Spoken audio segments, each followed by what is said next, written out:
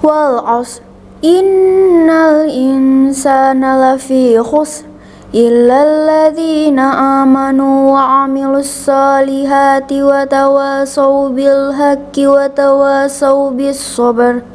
Shadaqallahul adzim.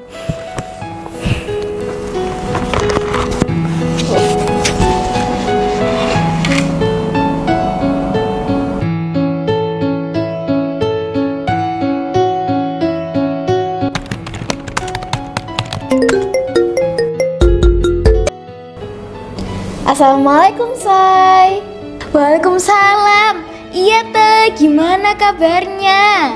Alhamdulillah baik, Zai. Kamu lagi di mana ini? Oh, saya lagi di sekolah teh. Barusan aja selesai pelajaran. Ini ada sedikit tugas sih teh. Aku lagi ngerjain di studionya Mugaro. Oh, oke. Gini loh, Zai. Tante ini kan lagi bingung ya. Kan anak tante ini sudah kelas 6 dan udah mau lulus. Jadi bingung gitu loh, Zai, mau sekolah di mana. Wih, nggak kerasa ya teh. Terus tante pengen sekolah yang kayak gimana? Yang bagus dong tentunya, Zai. Yang bisa bikin pinter, terampil, dan berakhlak karimah dong. Satu lagi ya, yang murah dong. Oh, sekolah di Mugaro aja teh, biar kayak aku. Bercanda kamu ini.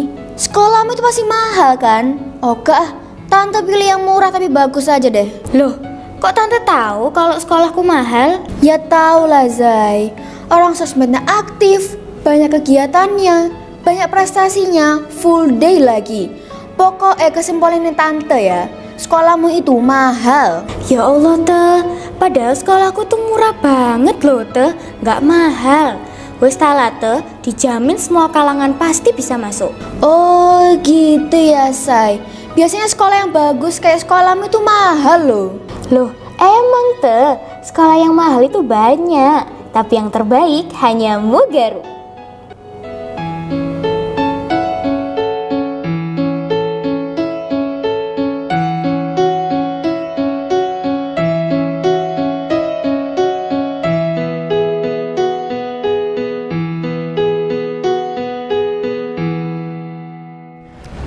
Allahu Akbar.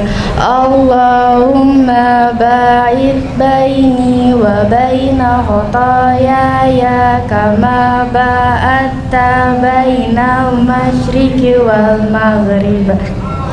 Allahumma naqqini minal khotoya kama yunaqqas sawbul abyadu minad danas. Allahumma ghsil khotoyaya bil ma'i wassalji wal barad. A'udzu billahi minasyaitonir rajim. Bismillahirrahmanirrahim. Allahumma sholli Bismillahirrahmanirrahim. Alhamdulillahi rabbil alamin. Ar-Rahmanir-Rahim. Maliki yaumiddin. Iyyaka na'budu wa iyyaka nasta'in. Ihdinas siratal mustaqim. Siratal ladzina an'amta 'alaihim ghairil maghdubi 'alaihim waladdallin. Amin. Bismillahirrahmanirrahim. Wadduha wallaili idza saja. Ma wadda'aka rabbuka wa ma qala. Walal akhiratu khairul laka minal ula. Wala sawfa yu'tika rabbuka fatarda. Alam yajidka yatiman fa'awa. Wa wajadaka dhallan fahada. Wa wajadaka 'ailan fa'aghna. Fa'ammal yatima fala taqhar. Wa amma sa'ila fala tanhar wa amma bi ni'mati rabbika fahaddis. Allahu akbar. Subhanakallahumma rabbana wa bihamdika Allahumma ghfirli. Sami'allahu liman hamidah. Rabbana walakal hamdu hamdan katsiran thayyiban mubarakan fi. Allahu akbar. Subhanakallahumma rabbana wa bihamdika Allahumma ghfirli. Allahu akbar. Allahumma ghfirli warhamni wajburni wahdini warzuqni. Allahu akbar. Subhanakallahumma rabbana wa bihamdika Allahumma ghfirli. Allahu akbar. At-tahiyyatu lillah wassalawatu wattayyibat. Assalamu alayka ayyuhan nabiyyu wa rahmatullahi wa barakatuh. Assalamu alayna wa ala ibadillahis sholihin. Asyhadu an la ilaha illallah wa asyhadu anna Muhammadan abduhu wa rasuluh.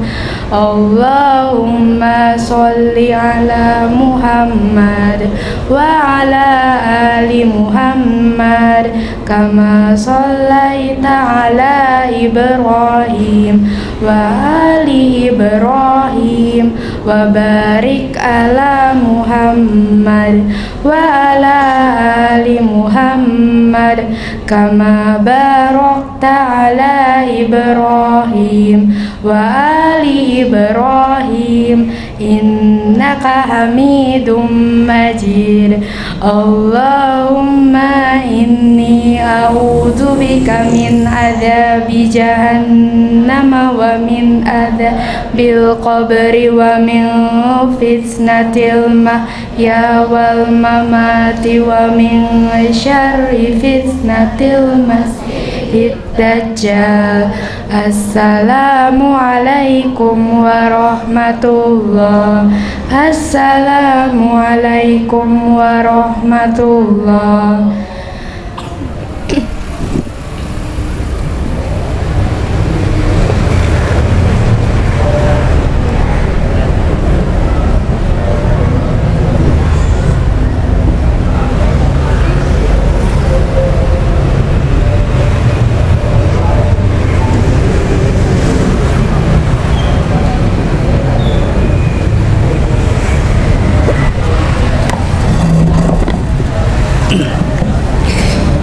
Izin saya lanjutkan ya. Terima kasih yang sudah mengawali dengan doa. Bismillahirrahmanirrahim. Assalamualaikum warahmatullahi wabarakatuh. Alhamdulillahi wa kafa.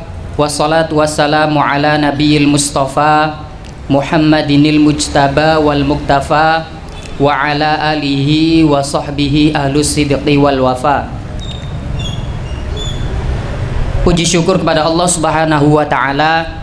Alhamdulillah dipertemukan kembali dalam keadaan sehat, riang, bahagia. Saya doakan yang tadi berangkatnya sudah berpamitan, baik itu bersalaman atau sekedar memberikan senyuman ke orang tua, hari ini urusannya dimudahkan sama Allah Subhanahu wa taala. Yang terlupa berarti besok atau selanjutnya dan seterusnya ketika berangkat ke sekolah atau kemanapun itu pergi, pastikan berpamitan meskipun tidak untuk meminta uang saku, tapi minimal adalah berpamitan. Yang kedua, Rasulullah Shallallahu Alaihi Wasallam tidak ada suri tauladan yang paling bisa disanjungkan, tidak ada artis atau idola yang paling difavoritkan hingga akhir zaman.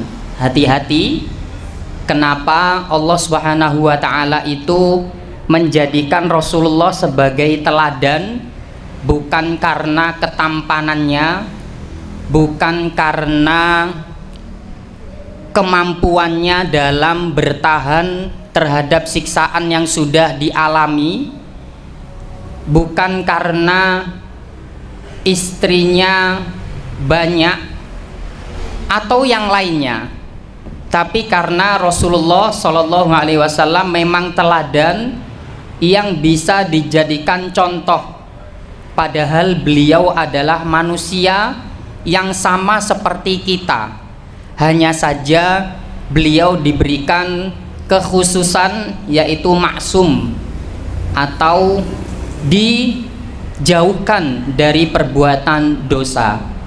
Mudah-mudahan kelak nanti ketika tidak ada syafaat lagi di akhirat, kita berhak mendapatkan tiket, saling berebut, saling ingin mendapatkan tiket syafaat tersebut, yaitu syafaat dari Rasulullah Shallallahu Alaihi Wasallam.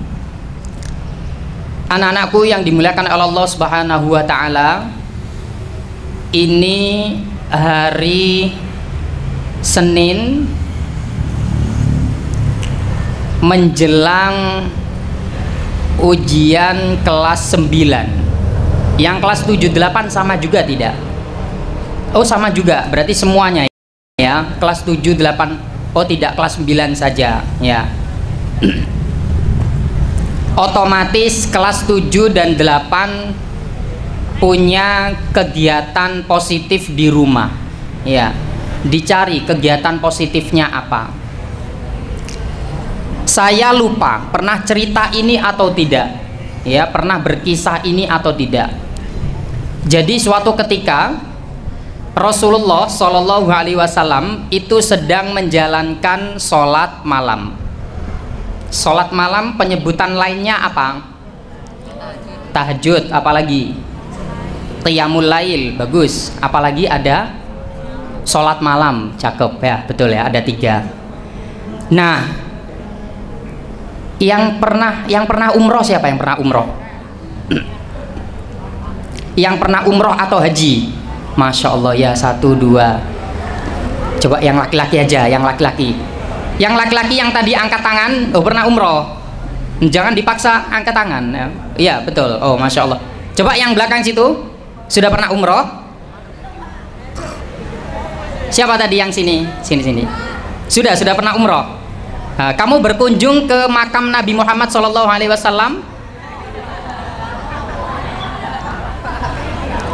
Kamu pernah umroh? Pernah berkunjung ke makamnya Rasulullah? Iya. Satu kesan yang kamu dapatkan? Satu pesan, apa yang kamu ingat ketika berkunjung ke makam Rasulullah? Tidak, di situ saja kamu jawab. Apa yang kamu ingat ketika berkunjung ke makam Rasulullah? Oh, yang penting sabar, bagus. Boleh duduk? Ya, baik. Ya, boleh ya. Salah satu pesan pentingnya adalah sabar. Satu, karena memang tidak semua orang yang pergi ke Baitullah itu dapat kesempatan untuk berkunjung ke rumah Rasulullah. Jadi dapatnya itu memang harus berjuang. Tapi poin pentingnya bukan di situ. Jadi nanti kalian cari di Google ya, bentuk rumah Rasulullah yang sekarang dipakai makam Rasulullah Shallallahu Alaihi Wasallam. Jadi dahulu rumah Rasulullah itu sangat kecil ya. Kalau dipakai untuk istirahat berdua itu sangat sempit ya, bayangkan. Jadi ukuran rumah dan kamar Rasulullah itu sangat kecil sekali. Mungkin kalau misalnya dipakai untuk selonjoran itu sudah pas, artinya tidak ada ruang tidak ada kosong lagi, tidak ada lengang lagi. Nah, suatu ketika Rasulullah itu mengerjakan sholat malam, kemudian ketika melakukan gerakan sholat itu mengenai kakinya Aisyah. Siapa Aisyah? Istrinya Rasulullah. Nah, kemudian Aisyah ini bangun dan melihat ternyata kakinya Rasulullah itu bengkak.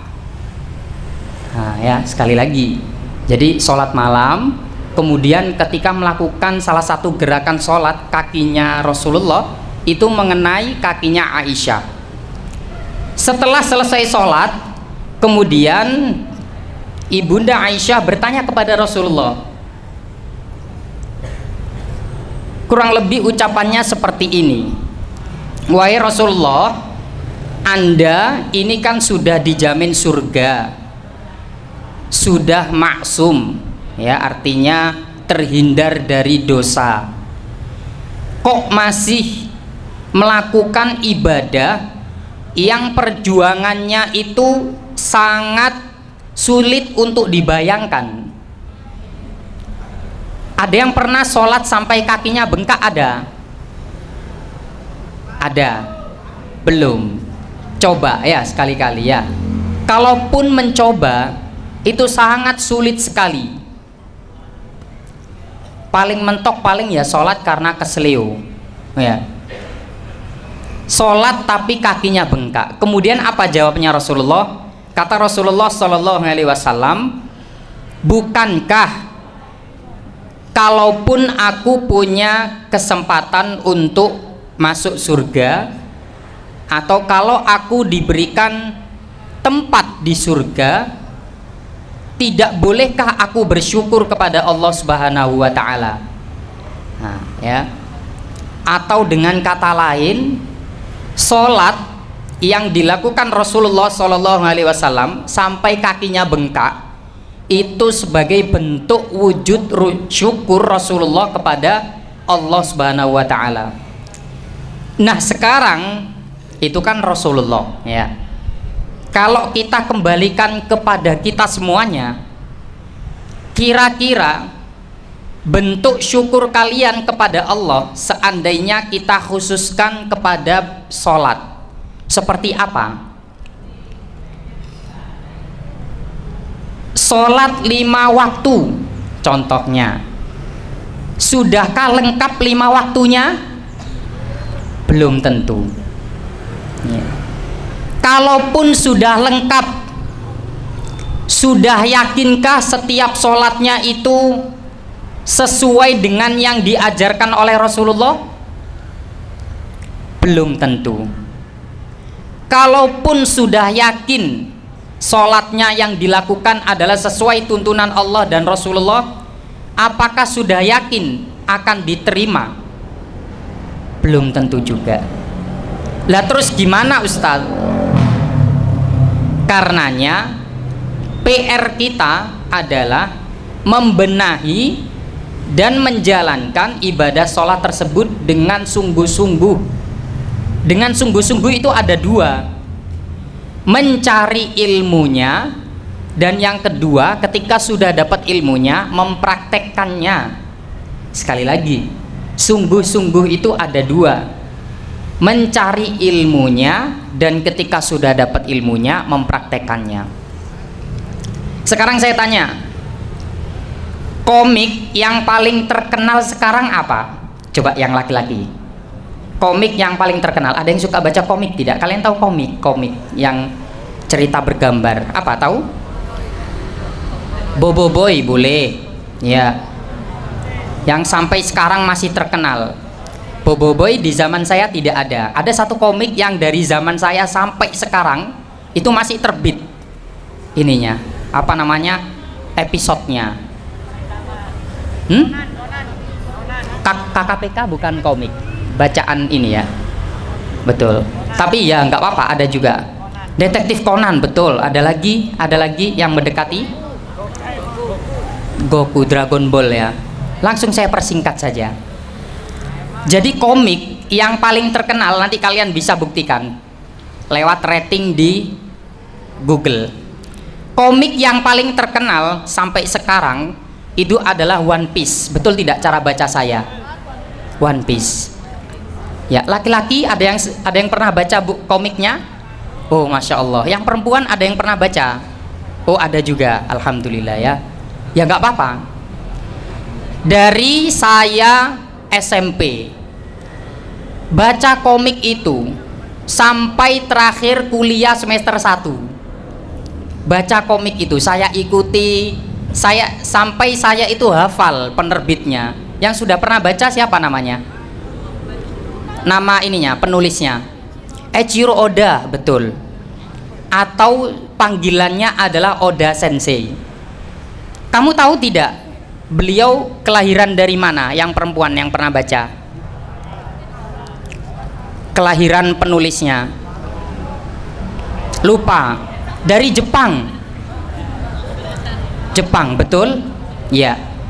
Ada yang tahu tidak Jepang itu mayoritas agamanya apa? Luar biasa, betul. Namanya itu Shinto. Sekali lagi, tapi saya tidak menganggap itu agama. Itu adalah keyakinan. Jadi di Jepang itu punya satu keyakinan, namanya itu Shinto. Nanti kalian cari di Google ya. Artinya Oda Sensei ini kira-kira percaya perhitungan di akhirat atau tidak? Kita ambil kesimpulan saja. Yang kalian tahu ya, non muslim kira-kira percaya tidak kehidupan setelah kematian? Tidak. Kalau kamu punya teman non muslim, kamu bisa tanyakan, tapi pertanyaannya jangan membuat orang jadi benci ya. Kamu tanyakan simpel saja, coba. Setelah Anda meninggal atau setelah Anda dikebumikan, dibakar atau mungkin ditenggelamkan, kamu percaya tidak bahwa setelah ini dihidupkan kembali? Saya bisa tebak 98% jawabannya tidak. Jadi mereka percaya kehidupan yang sekarang ini itu kehidupan yang nyata, real, dan setelah itu sudah selesai. Nah, umat Islam ini itu punya satu keistimewaan. Yang keistimewaan ini kalau tidak kita gunakan, ibarat kunci, kalau ketemu gemboknya tapi nggak pas bisa kebuka tidak? Nggak bisa. Jadi keistimewaan umat Islam ini kalau tidak digunakan dengan sebaik-baiknya, RUGIG, rugi. Hubungannya apa Ustadz sama penulis komik? Jadi Oda Sensei itu kalau tidak salah ya, sekarang itu kurang lebih usianya sekitar 50 sampai 60-an lah. Nanti kalau salah boleh diluruskan. Beliau pernah sakit ya. Kemudian suatu ketika dia diwawancarai oleh salah satu stasiun TV di Jepang. Saya lupa namanya apa. Kemudian ditanya, apa motivasi Anda menulis komik itu? Sekali lagi, jadi Oda Sensei ini diwawancara, motivasi menulisnya itu apa? Coba yang pernah baca komik One Piece, siapa tadi yang pernah baca? Kamu ya pernah baca? Siapa tadi yang pernah baca komik One Piece? Kamu. Kamu menemukan ajaran Islam tidak di komik tersebut? Satu saja kalau misalnya ada. Lupa. Yang perempuan tadi ada? Oh, lupa juga. Baik. Saya sampai sekarang baca komik tersebut tidak akan menemukan jalan bagaimana mendapatkan kemudahan untuk mengerjakan soal ujian. Membaca komik tersebut tidak ada pelajaran bagaimana cara menghormati orang tua. Tidak ada jalan cerita bagaimana menyayangi kepada yang lebih tua. secara langsung ya. Tapi bukan berarti ada larangan untuk baca komik tersebut.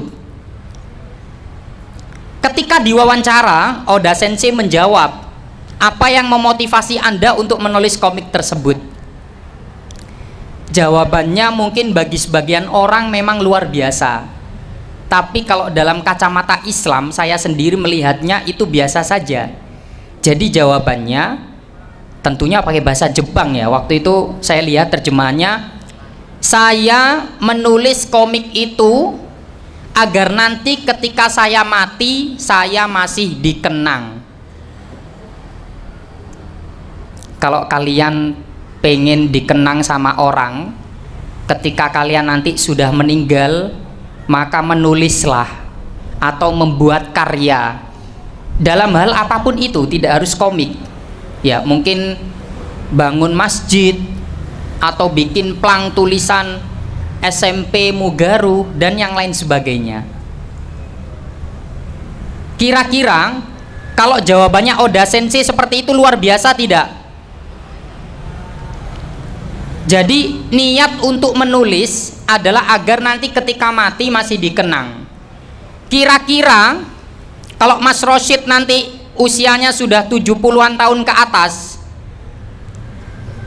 masih ingat tidak dengan karya yang dibuat oleh Eiichiro Oda ya? Masih ingat tidak? Bisa jadi iya, bisa jadi tidak. Kalau komiknya masih dipertahankan. Tapi kalau nanti sudah di bumi hanguskan, bagaimana? Karenanya kalau dikorelasikan kepada agama Islam ini paling istimewa. Kita dikasih kesempatan untuk membuat kehidupan kedua setelah kematian. Bayangkan kalau disuruh ngebayangin sepertinya susah, karena kita semuanya belum pernah nyoba yang namanya mati. Kehidupan setelah kematian itu lebih panjang daripada kehidupan yang sekarang. Sekali lagi, kehidupan setelah kematian itu lebih panjang daripada kehidupan yang sekarang. Karenanya betul apa yang disabdakan oleh Rasulullah, bahwa satu amal ibadah yang paling pertama dihisab nanti di akhirat ketika sudah dibangkitkan itu adalah sholat. Sekarang saya tanya, kalau misalnya kalian dapat nomor urut pengambilan hadiah atau door prize ya, kemudian hadiahnya itu mahal dan gak pernah kalian punya, contoh misalnya hadiah apa, misalnya mobil listrik misalnya, kira-kira kalian akan berebut untuk ngantri mengambilnya tidak? Betul, pasti akan rebutan ngantri. Nah sekarang ada satu amalan yang nanti paling pertama dihisab ketika sudah dibangkitkan oleh Allah setelah dimatikan, yaitu sholat. Kira-kira kalau sudah dikasih tahu, sudah di-spill dari sekarang, sudah diworo-woro, sudah dibisiki, kira-kira berebut untuk mendapatkannya tidak? Harusnya iya. Sayangnya yang memperhatikan sedikit. Kalau non muslim saja mereka punya visi misi ketika hidup, maka orang muslim harus punya visi misi ketika setelah hidup. Berarti kapan setelah hidup? Mati. Sekali lagi, kalau orang non muslim punya visi misi saat hidup, maka orang muslim harus punya visi misi setelah hidup, atau dalam kata tanda kutip setelah mati. Makanya nanti ya, yang merasa sholatnya belum paripurna, belum sungguh-sungguh, berarti harus diseriuskan mumpung masih SMP. Kalau sudah SMA, sudah kuliah, nanti tingkatannya berbeda lagi. Dalam hal apa Ustadz? Dalam hal menseriuskan praktek sholat tersebut. Karena SMP ini masih peralihan, ya. Jadi kalau misalnya dipakai untuk belajar, menghafal, praktek langsung, itu sangat mudah. Kalau sudah jenjang SMP ke atas, biasanya itu sulit untuk mengikuti, ya. Karenanya apalagi yang kelas 9 ya, habis ini sudah sayonara, carilah kebiasaan baik yang nanti ketika sudah ditinggalkan itu jadi kenang-kenangan kebaikan. Contoh misalnya kelas 9 meluruskan soft adik kelasnya, kelas 9 memimpin imam sholat untuk perempuan, laki-laki, ya. Atau kalau perlu kelas 9 yang ngitungin, nah, ya, yang ngitungin yang biasanya tuh ngitung mundur, betul ya. Kalau perlu kelas 9, jadi ada kenang-kenangan kebaikan, ya. Saya kira itu saja untuk pembuka pada pagi hari ini dari saya pribadi. Untuk kelas 7-8 libur sekolah bukan berarti libur ibadah. Yang kelas 9 apalagi menemu jenjang yang namanya latihan atau ujian, berarti bukan lagi waktu untuk nyantai-nyantai. Cari wasilah lain supaya ketika mengerjakan latihan atau ujian tersebut dimudahkan. Salah satunya dengan sholat, ya. Alhamdulillah, saya akhiri, mudah-mudahan bermanfaat dan bisa jadi bekal ketika menjalankan kehidupan, khususnya kelas 7-8 nanti ketika di rumah, dan kelas 9 ketika nanti melakukan latihan atau ujian. Akhirul kalam, wallahu a'lam bishawab. Wassalamualaikum warahmatullahi wabarakatuh.